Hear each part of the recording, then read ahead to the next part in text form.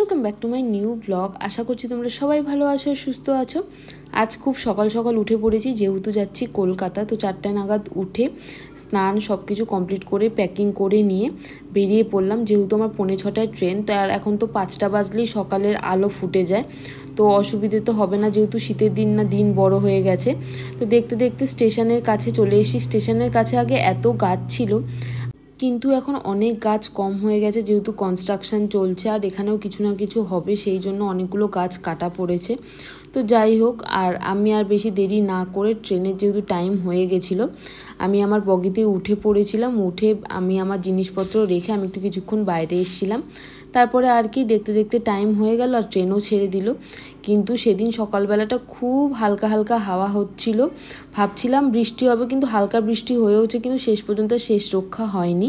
কলকাতার এইদিকে যখনই আসলাম খুব গরম।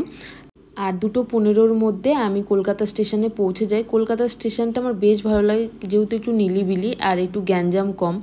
স্টেশন থেকে বেরিয়ে আর বেশি দেরি না করে আমি র্যাপিডো করে নিয়েছিলাম, যেহেতু বিভৎস গরম ছিল। রুমে এসে স্নান কমপ্লিট করে নিয়ে আর বাইরে গিয়ে খাওয়ার ইচ্ছে তো ছিলই না। পরে রাকেশ গিয়ে লাঞ্চটা বাইরে থেকে নিয়ে আসে, তারপরে দুজনা মিলে খেয়ে একটু রেস্ট করেছিলাম। আর ট্রেনে জার্নি করলে আমি মোট কথা যখনই বাইরে জার্নি করি না কেন খুব হেক্টিক মনে হয়।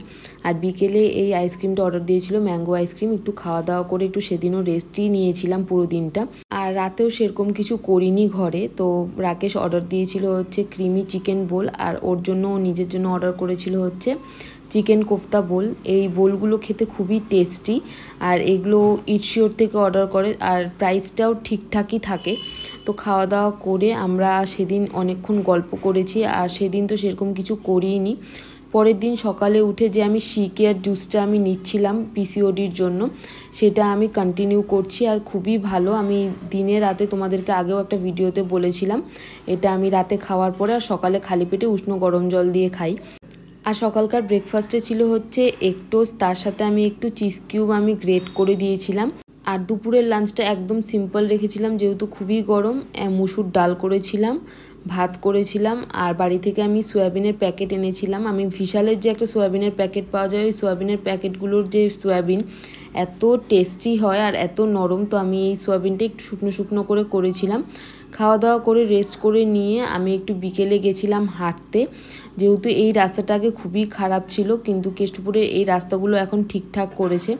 তো আমি হাঁটতে হাঁটতে সল্টলেকে আসি ওভারব্রিজ পার করে। আর এই জায়গাটা আমার সত্যি আগে থেকে এত ভালো লাগে, এত নিলিবিলি আর এত চারিদিকে গাছপালা। আর সেক্টর 2-তে আমি তোমাদেরকে আগেও অনেকগুলো ব্লগে বলেছি, লোলা টি আছে, ওদের চা আমার প্রচণ্ড ভালো লাগে। তো আমি সেখানে গিয়ে এক ভার চা নিয়ে দাঁড়িয়ে দাঁড়িয়ে আমি একটু খেয়েছি। আর রাকেশ তো ছিল না, রাকেশ তো গেছিলো বাইরে।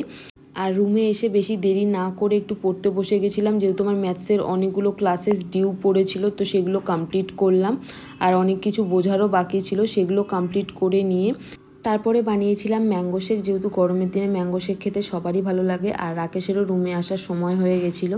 আর আজকের জন্য এতটুকুই, দেখা হচ্ছে পরের একটা ব্লগে। আর তোমাদের এই ব্লগটা কেমন লাগলো অবশ্যই জানিও, আর অবশ্যই লাইক, শেয়ার আর সাবস্ক্রাইব করতে ভুলো না।